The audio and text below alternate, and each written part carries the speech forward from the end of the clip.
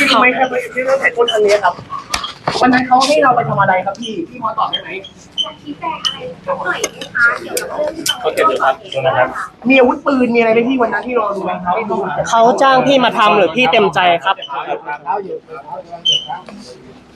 ทำไมเมื่อคืนตัดสินใจหนีตำรวจขึ้นหลังคาไปอะคะสอง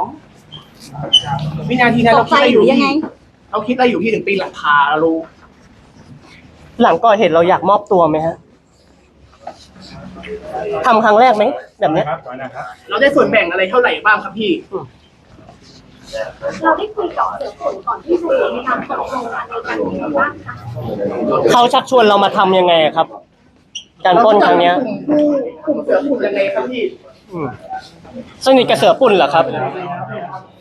เสือปุ่นอยู่ไหนตอนนี้เราทราบไหมอ่ะเข้ามาไปเลยไปไป ปล่อย